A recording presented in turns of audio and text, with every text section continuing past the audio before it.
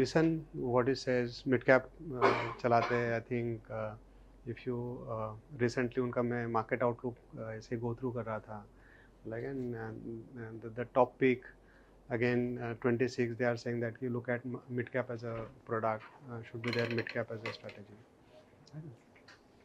So will not take time. I think we'll give him time in terms of look at what market prediction, what he says. दो तीन चीज़ उन जो बोले जो शायद हम कर ही रहे हैं, लाइक हमने बोला कि पैसा कहाँ डालना चाहिए, तो बोले पैसा फ्लेक्सी कैप में दे दो या बैलेंस एडवांटेज फंड में दे दो या hybrid fund, typically hybrid fund including the aggressive hybrid, but typically hybrid fund में जाना चाहिए. सब कुछ महंगा है, मतलब what we discussed and maybe agreed is basically थोड़ा एज अ ब्रॉडर मार्केट हम देखते तो सब कुछ महंगा लगता है. All asset classes have done well, मतलब बाजार में ऐसा कोई दिखता नहीं है आज की तारीख में कि जहाँ पे बड़ा पैसा बनेगा. तो अभी ऐसे टाइम पे करना क्या चाहिए? ऐसे टाइम पे एक ही चीज़ करनी चाहिए कि जो पैसा आ रहा है ऐसे जगह पे पैसा जाना चाहिए जहाँ पे ड्रॉडाउन नहीं होना चाहिए. बाजार गिरेगा 10%, हमारा चीज़ 2% 3% बाजार से कम गिरना चाहिए. अगर वो हम अच्छे से कर देंगे तो आई थिंक मोर और less I think we have done our good job. So you have to just make sure that we pass the time. I think हमने 12-15 महीना, पिछला 15 महीना at least market have not given any returns. Relatively fallen हुआ है बाजार, but इतना जोर से नहीं हुआ है. तो मुझे लगता है is a good time to keep meeting to people like maybe Atul. Keep listening them what they are giving. I'm sure somebody will give some direction to us and then we'll get latched up. So maybe over to you. Thank you and good evening and very happy new year to all of you. I think roughly जून या जुलाई last year में आपसे मिला था. जून जुलाई 24 में मैं कोटक से मैं आया था. Yes. And that time we were very cautious on mid cap and small cap, particularly small cap. But now I think we are very sort of constructive on the market and हमारा top pick actually mid cap है. So we are that confident कि we can say mid cap push कर सकते हैं, mid cap में ज़्यादा return बन सकता है.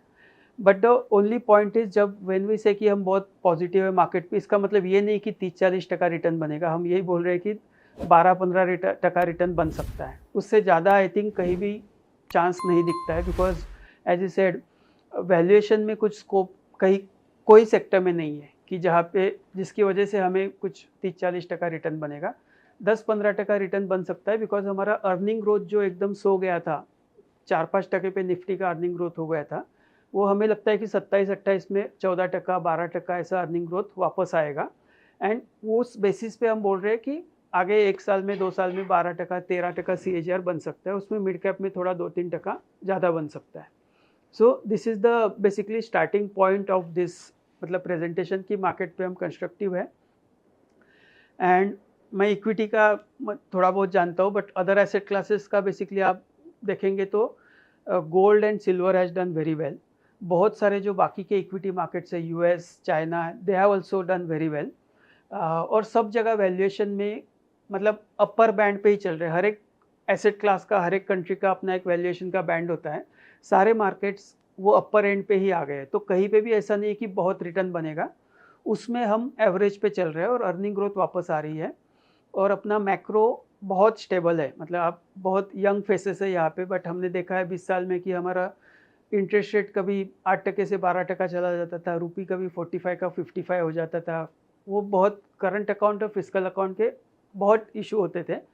लास्ट 5-6 साल से या 10 साल से फिस्कल तो हमने बहुत अच्छे से मैनेज किया है और करंट अकाउंट डेफिसिट भी बहुत अच्छे से मैनेज किया है. तो because of this macro stability, reasonable या एवरेज वैल्यूएशन और earning growth coming back, we are positive on the market. कि इंडिया का रेटिंग अपग्रेड हो सकता है, वो भी हो गया. इंडिया का रेटिंग अपग्रेड हो गया और इंडिया के जो बॉन्ड्स है एक बड़े बॉन्ड इंडेक्स में भी आ रहे हैं, ब्लूमबर्ग बॉन्ड इंडेक्स में. उसकी वजह से CY 26 में हमें कुछ $25-30 बिलियन डेट साइड में पैसिव फ्लो आएगा. फेड और RBI ने रेट किए हैं, कट किए हैं. आई थिंक और 25-25, 50-50 बेसिस पॉइंट का स्कोप लग रहा है रेट कट का. And income plus arbitrage fund और अलोकेट टू गोल्ड वो बोला था. तो इसमें I think the the change here is equity में हम काफ़ी कंस्ट्रक्टिव है, यहाँ पे हम मिड कैप पे ज़्यादा पॉजिटिव हो गया है, लार्ज कैप में भी पैसा बनेगा, मिड कैप में और ज़्यादा बनेगा।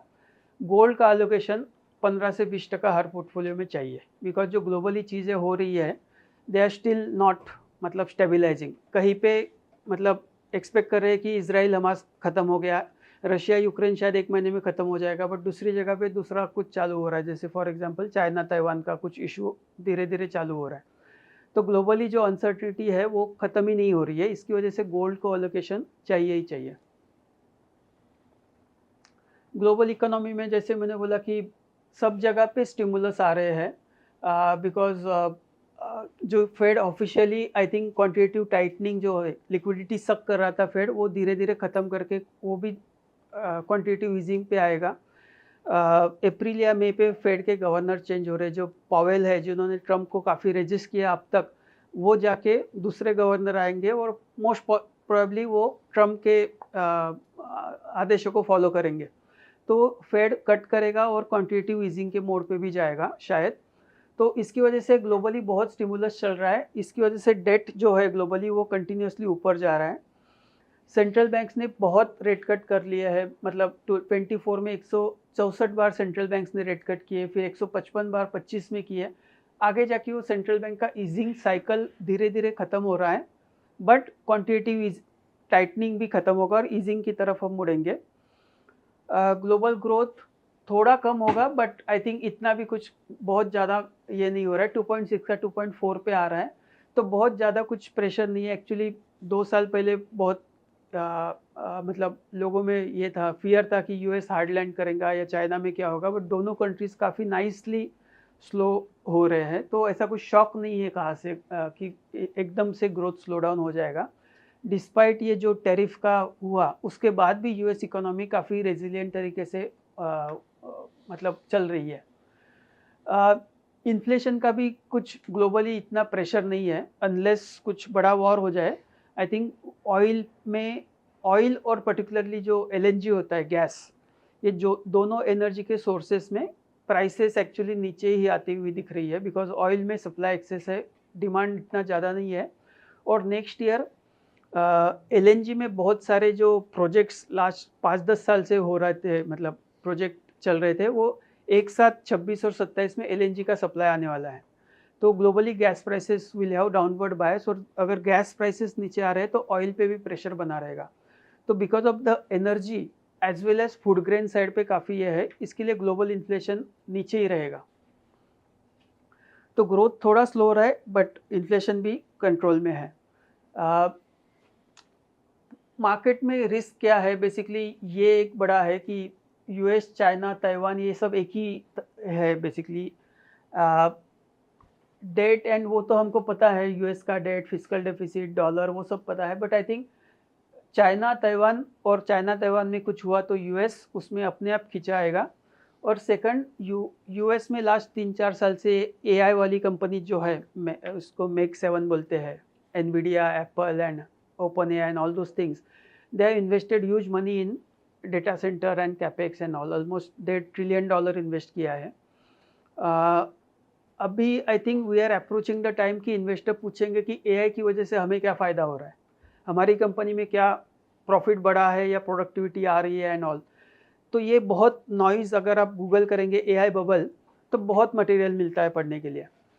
तो वो नॉइज़ अभी चालू हुआ है कि एआई कब तक, ये जो मोमेंटम है वो कब तक कंटिन्यू रहेगा, और जब ऐसा होता है तो कभी ना कभी ये साइकिल पे ब्रेक लग सकता है। एंड उसमें ऑलरेडी कुछ कंपनी जो है वहाँ पे ओरेकल वगैरह, जिन्होंने बहुत बड़ा कैपेक्स अनाउंस किया है, उनके क्रेडिट डिफ़ॉल्ट स्वैप बहुत ऊपर जा रहे हैं। मतलब क्रेडिट डिफ़ॉल्ट स्वैप मतलब आपका 10 ईयर का गवर्नमेंट का यील्ड और उस कंपनी का इंटरेस्ट, उसमें कितना गैप है, तो जितना रिस्क बढ़ता है वो गैप बढ़ता है, तो उन कंपनीज का क्रेडिट डिफ़ॉल्ट स्वैप बढ़ रहा है। तो increasing credit default swap means bubble territory, या मतलब बहुत रिस्की टेरिटरी में वो कंपनी जा रही है।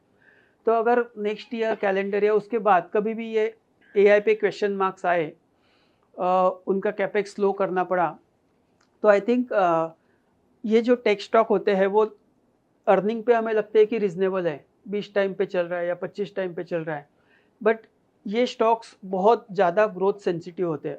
वो अगर 25% से ग्रो कर रहा है तब तक सब ठीक है, 25 का 22 हुआ they can come down by 20% और 30%, या 25 का 18 हुआ तो they can come down by 30-40%. तो I think we are sitting on two risk, एक तो जियोपॉलिटिकल और दूसरा यूएस में या ग्लोबली भी. For example last year Taiwanese market has done very well. I think वो कुछ 80-90% ऊपर था, बिकॉज उसमें 2-3 स्टॉक्स है, हाइनिक्स या TSMG जैसे, वो 100-150% ऊपर थे. या चाइना में भी ऐसे स्टॉक्स है. तो ग्लोबली बहुत सारे मार्केट्स में AI रिलेटेड स्टॉक्स है जिन्होंने लास्ट 2 साल में बहुत अच्छा किया है. तो सब लोग अभी बोल रहे हैं कि उसमें बबल बिल्ड हो रहा है and it can crash at any point of time. तो this is the second big risk in the market.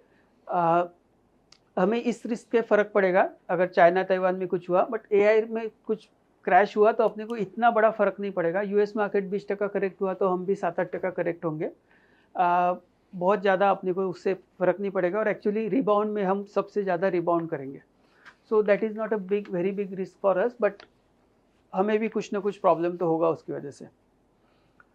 Chinese economy, I think Chinese market में ये लास्ट मतलब 20 साल में जो रैलीज आई उनका मतलब अंत कैसे हुआ, वो कैसे फिनिश हुई, वो इसमें दिखाया है. तो बेसिकली ये जो रैली थी इसमें हम मतलब 230% ऊपर गए थे, बट वो चला सिर्फ 22 महीना, फिर उसके बाद नीचे आ गया.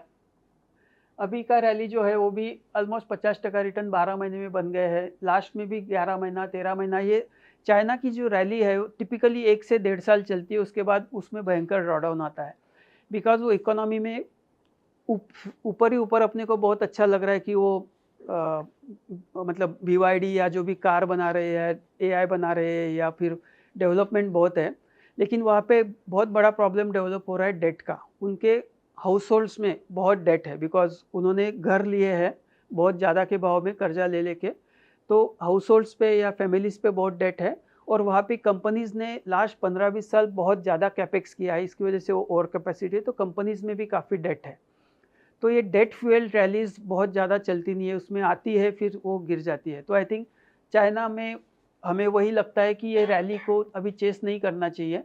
Optically it is looking good, but underneath उसमें काफ़ी फॉल्ट लाइन्स है. चाइना बहुत जगह उन्होंने बहुत अच्छा किया है, ग्लोबल लीडर भी बन गए हैं, बट द प्रॉब्लम यहाँ पे सब ग्रीन दिख रहा है, बट जैसे सोलर पैनल में they have capacity which is 2x the world capacity. मतलब दुनिया में जितनी कैपेसिटी उसका डबल कैपेसिटी चाइना में है. उसके लिए बहुत ज़्यादा कैपेक्स हुआ है जो डेट ले लेके हुआ है. तो आई थिंक ये सब अच्छा दिखता है स्लाइड पे कि they have done very well, but उसके पीछे काफ़ी डेट गया है. US में अगेन डेट का प्रॉब्लम है. US गवर्नमेंट का एक्सपेंडिचर एकदम मतलब हाईएस्ट ऑफ द ये है, मतलब they are spending 50% of GDP US government is spending. तो उनका डेट अभी 38 या 40 ट्रिलियन डॉलर पे चला गया है. बट फिर भी आई विल से कि I will worry more about China than US, because US में जो डेट है वो गवर्नमेंट का डेट है. चाइना में जो डेट है या लोन्स है वो फैमिली या कंपनीज के है. गवर्नमेंट के डेट को कुछ होता नहीं है जनरली, वो रोल ओवर होता है. हाउस होल्ड्स और कॉर्पोरेट्स के डेट अगर प्रॉब्लम हुआ तो वो बैंक्रप्सी होती है. सो आई थिंक ये बड़ा प्रॉब्लम है. और ये दोनों बड़े प्रॉब्लम इतने बड़े हैं डेट के, और फिर जियोपॉलिटिक्स जैसे इज़राइल हमास, चाइना ताइवान, उसकी वजह से मुझे लगता है कि गोल्ड हमेशा रखना चाहिए. जबकि गोल्ड लास्ट 2-3 साल में डबल हुआ है, फिर भी गोल्ड को कुछ अल्टरनेटिव या पर्याय नहीं है. सारे सेंट्रल बैंक अभी भी गोल्ड लेते जा रहे हैं. तो आई थिंक गोल्ड हमेशा रखना चाहिए 20-1% पोर्टफोलियो में. फॉरेनर्स काफ़ी US एसेट्स ओन करते हैं and that is again big risk. And उसकी वजह से गोल्ड पे आता हो कि गोल्ड को ये रहेगा, बिकॉज जैसे जैसे US इकोनॉमी पे, जैसे US गवर्नमेंट पे ट्रस्ट कम होते जा रहा है. जैसे बहुत सारी कंट्रीज थी पहले जिनको US गवर्नमेंट ने प्रोटेक्शन देके रखा था, जैसे Taiwan, Japan and some countries in US, कि उनके ऊपर किसी ने आक्रमण किया तो US will come and protect them.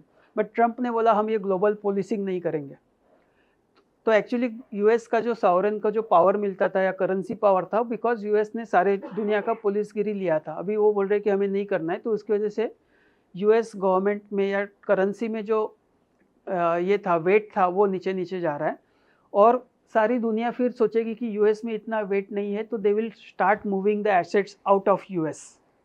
जैसे अभी 2-3 महीने पहले बहुत एक मतलब ख़राब चीज़ हो रही थी कि रशिया के काफ़ी सारे रिजर्व यूरोपियन टेरिटरी में है, कुछ $450 बिलियन के एसेट्स उनके यूरोपियन टेरिटरी में है। तो यूरोपियन नेशंस बोल रहे थे कि हम इसको कॉन्फिस्केट कर देंगे, हम ले लेंगे उसको। जब ऐसी चीज़ें होती है तो ऑटोमेटिकली गोल्ड को सपोर्ट मिलता है, बिकॉज ऐसा हो नहीं सकता कि हमारे एसेट है और कोई उसको ले ले। तो ट्रस्ट फैक्टर जब ब्रेक होता है तो फिर लोग खुद का गोल्ड रिजर्व बिल्ड करते हैं। तो आई थिंक यूएस में इतना फॉरेन होल्डिंग्स है लोगों का, और अगर यूएस पे विश्वास नहीं रहा लोगों का तो they will keep moving the money outside, और वो मनी डंप करने के लिए दो ही बड़े एसेट क्लास है, एक तो इमर्जिंग मार्केट का इक्विटी और दूसरा गोल्ड। इंडियन इकोनॉमी इतनी सारी चीज़ें होते हुए भी हमने काफ़ी हमको मतलब अच्छी तरीके से संभाल के रखा है। अपना गवर्नमेंट का डेट नीचे जा रहा है, हाउस होल्ड्स डेट बहुत मैनेजेबल है, कॉर्पोरेट तो अंडर लिवरेज्ड है, फिस्कल हम मेंटेन करते जा रहे हैं, करंट अकाउंट डेफिसिट अच्छा है। तो आई थिंक अगर ये मैक्रो स्टेबिलिटी, आई थिंक मैंने ये लास्ट ईयर भी ये चीज़ बोली थी कि मैक्रो स्टेबिलिटी है, इसके लिए करेक्शन नहीं होगा, रिटर्न नहीं बनेंगे बट करेक्शन नहीं होगा। एंड अभी भी ये मैक्रो स्टेबिलिटी की वजह से मुझे लगता है कि करेक्शन नहीं होगा और थोड़ा अच्छा कुछ ग्रोथ आया तो we will get lot of money. तो आई थिंक गवर्नमेंट ने मैक्रो स्टेबिलिटी मेंटेन करके रखा है, fiscal account deficit, current account deficit, rupee या इवन इंटरेस्ट रेट, ये सब मैनेज करके रखा है, उसकी वजह से हमें क्रेडिट रेटिंग अपग्रेड मिली है। तो आई थिंक ये बहुत अच्छी चीज़ है।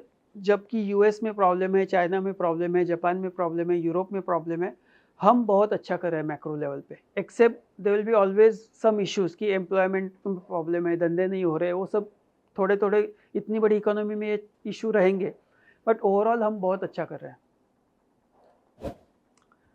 हम टॉप 5 में आ गए हैं मैन्युफैक्चरिंग में, और 2 साल में हम जापान को ओवरटेक कर लेंगे, तो हम टॉप 3 हो जाएंगे 2 साल में मैन्युफैक्चरिंग आउटपुट। इसमें प्रॉब्लम एक ही है कि हम अभी भी असेंबली कर कर के ऊपर जा रहे हैं, रियल वैल्यू ऐड नहीं हो रहा है। आई थिंक जो आज या कल PLI स्कीम आया उसमें वैल्यू ऐड के कंपोनेंट आए हैं, जैसे हम चाइना से कैमरा लेके मोबाइल में फिट करते थे, अभी आज PLI आया है कि हम इंडिया में कैमरा मैन्युफैक्चर करेंगे, या जो ऑडियो डिवाइस होता है हम चाइना से लेके आके फिर मोबाइल में फिक्स करते थे, आज आया है PLI की Indian company will manufacture the audio device in India और फिर उसको मोबाइल में डालेंगे। तो आगे का जर्नी हमारा, ये जर्नी इजी था, असेंबली था खाली, आगे का जर्नी वैल्यू एडिशन का होगा। तो I think we are moving in all right direction on the manufacturing side. Fiscally prudent है, जैसे बेसिकली 2008 से अब तक किस कंट्री का डेट कम हुआ है और बढ़ा है, तो ऑस्ट्रेलिया का डेट ओवरऑल 31% से बढ़ा, ब्राज़ील का 69 से बढ़ा, चाइना का जो मैं कब से बात कर रहा था 139% से बढ़ा है 2008 के बाद, हमारा 4% से कम हुआ है debt to GDP। I think this is the risk and this is the green spot. हमने इतना ग्रोथ किया है, डेट टू GDP नीचे लेके आया है, उसने भी ग्रो किया है, लेकिन डेट टू GDP आप देखिए कहाँ चला गया है। यूएस के सैंक्शंस की वजह से ये 4-5 सेक्टर्स को अपने को प्रॉब्लम है, but I think it is very manageable, और उसको ओवरकम करने के लिए गवर्नमेंट ने बहुत सारे स्टेप्स लिए, जैसे income tax rebate 1 lakh crore का दिया, GST कट किया ऑलमोस्ट 1-1.5 लाख करोड़ का, इंटरेस्ट रेट कट की वजह से EMIs कम होते जा रहे हैं। हाउसिंग लोन मैंने पढ़ा था अभी, बैंक ऑफ बड़ौदा कोई 7-15 पे हाउसिंग लोन दे रहा है, मतलब वो इसके नीचे तो जब 7-15 पे आपको लोन मिल रहा है ना, तो रेंट पे रहने का कुछ मतलब ही नहीं है। लोगों ने घर खरीद के EMI देना चाहिए, because rent is like a expense और EMI is like a SIP। इससे रेंट, EMI देने से आपका घर बनता है, एसेट बनता है, रेंट देने से कुछ नहीं बनता है। सो आई थिंक 7-15 पे अगर लोन मिल रहा है तो सबको घर खरीद के EMI देना चाहिए, रेंट नहीं देना चाहिए। ये गेमिंग बंद कर दिया तो लोगों को काफ़ी पैसा उसमें जा रहा था, और आई थिंक नेक्स्ट ईयर 8वां पे कमीशन आ रहा है, तो ऑलमोस्ट 2.5 से 3 लाख करोड़ ज़्यादा आएगा। तो ऑन अ ईयरली बेसिस अगर हम income tax, GST, interest rate cut और रेट कमीशन, तो हम yearly basis FY20 next year तो नहीं आएगा, बट FY28 में yearly basis government almost 5 lakh crore लोगों को ज़्यादा छोड़ेगी खर्चा करने के लिए। तो आई थिंक इसकी वजह से होपफुली, मतलब होपफुली नहीं, definitely consumption pickup will happen. ये जो लास्ट 5 साल 8 साल गवर्नमेंट ने काम किया, कैपेक्स 3 लाख करोड़ से 11 लाख करोड़ तक लेके गए। अभी आई थिंक ये फ्लैट लाइन होगा, कैपेक्स नहीं बढ़ेगा। तो लास्ट 5 साल आपने देखा कि रेलवे स्टॉक्स, डिफेंस स्टॉक्स या बहुत सारे पावर स्टॉक्स ने बहुत अच्छा किया। आई थिंक उनका टाइम अभी ख़त्म होने को आया है, बिकॉज ये अभी आगे जाके नहीं बढ़ेगा। ये 11 का 11.25 होगा, 11.5 होगा, ऐसा ये जो बड़ा ऐसा आई think this would be like 14-15% CAGR या मोर, वैसा नहीं होगा आगे जाके। सो हम स्लोली कैपेक्स टू कंजम्पशन पे मूव कर रहे हैं। जो हर एक इकोनॉमी के साइकिल होते हैं या कंट्री के साइकिल होते हैं। 2003 से 8 में हमने कैपेक्स किया था, फिर 2010 से 15 हमने कंजम्पशन किया, अभी फिर से 20 से 24 में हमने कैपेक्स किया, अभी फिर से कंजम्पशन पे गाड़ी आ रही है। कैपेक्स लगता है कि कम होगा, बट मुझे नहीं, बहुत अपेक्षा नहीं है कि capex, corporate capex will come back, वो वैसे ही चलता रहेगा।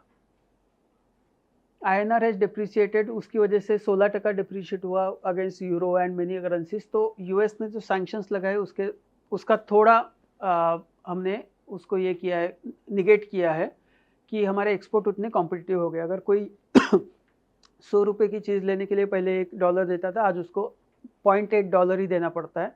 तो we have become more competitive. तो आई थिंक रुपी डिप्रिसिएशन से थोड़ा हम ट्राई कर रहे हैं टैरिफ को ओवरकम करने का।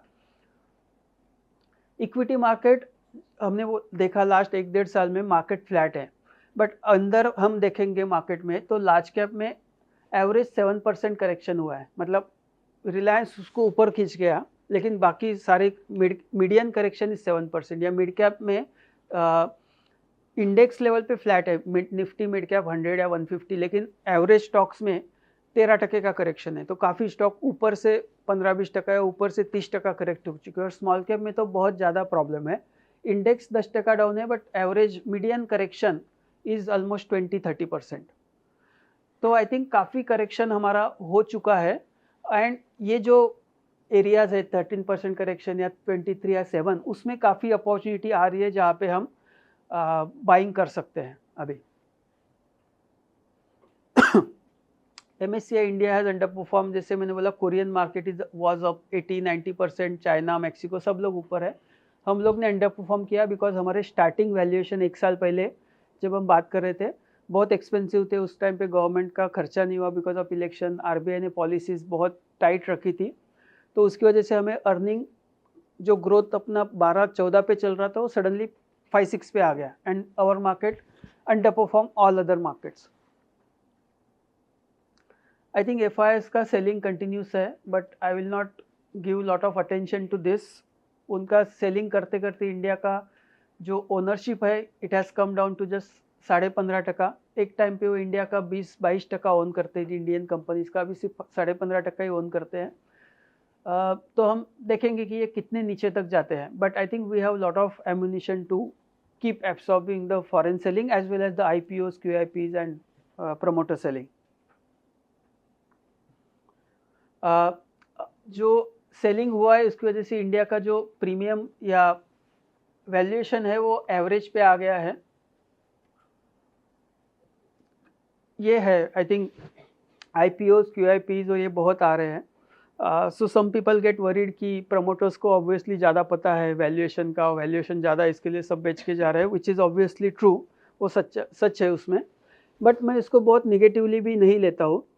I think overall long term अगर कोई कंट्री को बढ़ना है तो कैपिटलिज्म चाहिए। कैपिटलिज्म की वजह, विदाउट कैपिटलिज्म कोई सक्सीड नहीं होता है। ग्लोबली हमने देखा है चाइना और रशिया और वो सब कैसे डिसमेंटल हुए। और कैपिटलिज्म सक्सेस होने के लिए कैपिटल का चर्न भी बहुत इंपॉर्टेंट है। जो प्राइवेट इक्विटी वालों ने बहुत बड़ा रिस्क लेके 15 से 18 में पैसा लगाया और उसके बाद 6-7 साल उसको नर्चर किया, अभी उनको पैसा मिल रहा है तो दे आर ऑब्वियसली एनकैशिंग दैट, और वो पैसा दूसरी जगह भी लग रहा है। सो आई थिंक इसको एक कैपिटल चर्न के जैसा सोचना चाहिए। और अगर चर्न नहीं होता है तो वो एक्चुअली मुसीबत है, बिकॉज अगर पॉन्ड में कुछ हलचल नहीं है तो उसमें मच्छर हो जाते हैं। तो ये रोटेशन चलना चाहिए। आई थिंक ये कैपिटल का रोटेशन हो रहा है, जहाँ पे उन्होंने पैसा लगाया अभी प्रॉफिट बन रहा है, बेच रहे हैं, दूसरी जगह लगाएंगे। जैसे इतना सारा IPOs आया, उसके साथ साथ 5 बड़े ट्रांजैक्शन हुए इंडियन फाइनेंशियल सिस्टम में। आई थिंक यस बैंक में किसी ने 2 बिलियन डाला, फिर आरबीएल बैंक ने किसी ने 3-4 बिलियन डॉलर डाला, फिर श्रीराम फाइनेंस ने आपने पढ़ा होगा 4.5 बिलियन डॉलर आया, फेडरल बैंक में कुछ आधा बिलियन आया। तो ऐसा इंडियन फाइनेंशियल सिस्टम में लास्ट 6-8 महीने में 10 बिलियन डॉलर आया है। यहाँ से कुछ गया होगा तो वहाँ पे 10 बिलियन आया है। तो आई थिंक एक ही जगह नहीं देखना चाहिए कि वो लोग बेच के जा रहे हैं, मतलब कुछ प्रॉब्लम है इसके लिए बेच के जा रहे हैं या बहुत महंगा है इसके लिए बेच के जा रहे हैं। आई थिंक हमें अपना अपना कॉल लेना चाहिए कि कहाँ इन्वेस्ट करना है, रादर देन सेइंग कि ये बेच रहे इसके लिए ख़राब है, ऐसा नहीं है। I think over holistic view लिया या लॉन्ग टर्म सोचा तो ये कैपिटल का चर्न होना ही चाहिए। वो बेचेंगे तभी तो दूसरी जगह इन्वेस्ट करेंगे। इंडेक्स का अर्निंग जैसे मैंने बोला कि last year because of election या शक्तिकांता दास ने बहुत टाइट मॉनिटरी पॉलिसीज रखी थी, इसकी वजह से वो 14% का ग्रोथ जो चल रहा था वो सडनली नीचे आ गया। बट यहाँ से हमें लगता है कि आगे 27 का जो ग्रोथ है वो ऑलमोस्ट 13-14% तो आना चाहिए। ये कंसेंसस 16 पे है, बट एटलीस्ट 13-14 आना चाहिए। तो ये जो हुआ था आई थिंक इसकी वजह से वी आर सेइंग कि 12-15% रिटर्न बनेगा मार्केट में। ये लॉन्ग टर्म एवरेज पे आ गया। ये blue line is important Nifty का, जो लास्ट ईयर एकदम 24-25 के आसपास चला गया था, फिर हमें 1 साल का टाइम पास हुआ तो ये अभी नीचे आ गया है। एंड जनरली ये एवरेज है, 20 is the mid point of Nifty P 1 year forward. तो बेसिकली वही है कि मॉडरेट रिटर्न एक्सपेक्टेशन जो 20 से 24 में हुआ कि साल का 25% रिटर्न बन रहा है, वो नहीं होगा। 12-13 अभी आप इन्वेस्टर को बोल सकते हैं, उतना CAGR आई थिंक बन जाएगा, बनना चाहिए। इन्वेस्टमेंट थीम्स में basically financials are looking good, valuations are on average, earning growth वहाँ पे भी नीचे से ऊपर आ रही है। जैसे 2 महीना पहले या 3 महीना पहले क्रेडिट ग्रोथ 6-7% पे हो रही थी। जो लेटेस्ट फोर्टनाइटली RBI का डेटा है उसमें 12% क्रेडिट ग्रोथ है, लोन का ग्रोथ है। And it will reflect in the banking system and NBFCs also. So already NBFCs and banks have started doing very well. RBI ने इतना रेट कट किया है तो NBFCs are getting benefit out of that. आगे जाके banks will also benefit after some lag. तो financials is one. Financial में दूसरा bucket where I am very bullish is basically our marketplace, asset management companies, wealth management companies, distributors. यहाँ पे I think we have lot of scope, long way to go. I think जो AMCs का जो हम आज AUM की बात करें 5 लाख करोड़ या 8 लाख करोड़ है, वो आई थिंक 10 साल में मतलब 3 गुना या 4 गुना तो एटलीस्ट हो ही सकता है हर एक AMC का। कंजम्पशन जैसे मैंने बोला कि FY 27 और 28 में फुल बेसिस पे साल का 5 लाख करोड़ गवर्नमेंट छोड़ रहा है लोगों के पास कंजम्पशन करने के लिए। तो आइदर वो खर्चा करेंगे या सेव करेंगे। तो अगर 5 लाख करोड़ ज़्यादा आ रहा है लोगों के पॉकेट में तो शायद 2.5 लाख करोड़ खर्चा करेंगे या 3 लाख करोड़ का खर्चा करेंगे और 2 लाख करोड़ सेविंग करेंगे। तो इसके लिए एसेट मैनेजमेंट या वेल्थ मैनेजमेंट और consumer companies, I think these are 2 things which will. इसमें ऑब्वियसली स्टॉक ढूंढना बहुत मुश्किल है बिकॉज वैल्यूएशन बहुत ज़्यादा है और कंपटीशन भी बहुत ज़्यादा है। कंजम्पशन आई थिंक ये है। E-commerce actually I already spoke about e-commerce. जिस कंजम्पशन प्ले करने के लिए हम ई-कॉमर्स का सहारा ले रहे हैं because they will capture this boom in the consumption. And fourth is health care. तो in our mid cap fund also almost 8% is weight is to hospitals and even in my aggressive hybrid I have 8-10% weight in hospital stocks. I think this is a multi-year story. I think last year also I have spoke about this. जो private banks में हुआ 20 साल में वो private hospitals करेंगे next 20 साल में, because need बहुत है। आधी पब्लिक डायबिटीज़ और BP वाली है और 10 साल के बाद हम 10 साल के बाद हम सब लोग 10 साल एजेड हो जाएंगे। तो कुछ ना कुछ होता है 40 के बाद। वो पर्सनल एक्सपीरियंस है कि 40 के बाद सडनली कुछ ना कुछ होने लगता है। तो हॉस्पिटल्स इज़ रिक्वायर्ड और कैपेसिटी नहीं है। गवर्नमेंट का कुछ मशीनरी है नहीं, प्राइवेट इंडिविजुअल डॉक्टर्स नहीं रहेंगे आगे जाके बिकॉज रियल इस्टेट बहुत महंगी है, इक्विपमेंट बहुत महंगे आते हैं। तो एक डॉक्टर अपना हॉस्पिटल लगाएगा वो नहीं होगा, तो प्राइवेट हॉस्पिटल में ही जाना पड़ेगा। तो आई थिंक प्राइवेट हॉस्पिटल ये लंबे रेस का एक स्टॉक मतलब वेल्थ क्रिएशन अपॉर्चुनिटी है उसमें, और अच्छे मैनेजमेंट है जैसे। तो बेसिकली इसमें एक स्टैट ये है कि पर 1000 कितने बेड होते हैं। तो इंडिया में पर 1000 कुछ 4-5 बेड है। जो बड़ी बड़ी इकोनॉमी है उसमें पर 1000 25 से 30 बेड होते हैं, मतलब ज़रूरी होते हैं। हमारे इधर सिर्फ 3-4 ही बेड है 1000 लोगों के पीछे, तो इतना ज़्यादा स्कोप है। और अपनी पॉपुलेशन एज हो रही है, मतलब अपना एवरेज एज आज कुछ 28-30 है, जो 10 साल के बाद एवरेज एज 40 हो जाएगा, और उसके 10 साल के बाद 50 हो जाएगा, और 50 के बाद कुछ ना कुछ चालू हो जाता है। So I think hospital is a good thing. उसमें काफ़ी ऊपर नीचे होते रहता है। गवर्नमेंट कुछ रेगुलेशन लेके आएंगे कि आप हार्ट सर्जरी का 2 लाख से ज़्यादा नहीं ले सकते, या नी सर्जरी का 1 लाख से ज़्यादा नहीं, वो सब चीज़ें होती रहेगी। बट अगर जेन्युइन डिमांड है और सप्लाई सर्विस देने वाला है तो पैसा बनता है। ये ऊपर नीचे थोड़ी चीज़ें होती रहती है over a long period of time. So I think this is our view कि मार्केट पे पॉजिटिव है। We can take lump sum also in flexi cap and hybrid funds. Even we are positive on mid cap also I think. And मुझे लगता है कि ये साल में जो रिटर्न आएंगे जो भी है वो काफ़ी फ्रंट एंडेड रहेंगे। फ्रंट एंडेड मतलब जो रिटर्न है वो जून जुलाई के पहले ही या जून जुलाई तक आ जाएंगे, उसके बाद फिर टाइम पास ही होगा, बिकॉज बहुत सारे इवेंट लाइंड अप है। आरबीआई पहले तो आई थिंक अभी जो रिजल्ट सीजन चालू होगा 10-15 दिन में, we will start getting good results.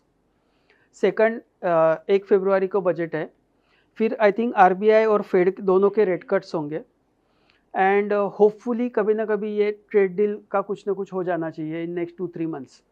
तो आई थिंक जो इवेंट्स है वो काफ़ी पॉजिटिव इवेंट्स है लाइंड अप, और नेक्स्ट 3 महीने में होंगे। और यू नो द ओनरशिप या the flow, the last thing is I will finish here is flows, कि पैसा बहुत है इन्वेस्ट करने के लिए। In mutual fund industry we are sitting on 1.5 से 2 लाख करोड़ का कैश। आउटसाइड हमें लोग पूछते हैं कि कब डालूँ और कैसे डालूँ। Nobody talks about pulling out money from mutual fund. किसी को निकालना नहीं है पैसा, सबको डालना ही है। तो people are waiting for market correction, कि मार्केट करेक्ट होगा और फिर मैं पैसा डालूंगा। तो आई थिंक म्यूचुअल फंड में पैसा है, बाहर पैसा है जो वेट कर रहा है कब डालो। एंड फॉरेनर्स ने इतना बेच चुके हैं और बाकी के मार्केट भी एक्सपेंसिव है, तो कभी ना कभी नेक्स्ट 6-8 महीने में जब उनको चमकेगा they will start approaching Indian markets. तो I think flow wise also we are sitting on a very good juncture. तो net it's a good time to invest even lump sums. So I think I will stop here, Anupji, and any questions I can take few questions.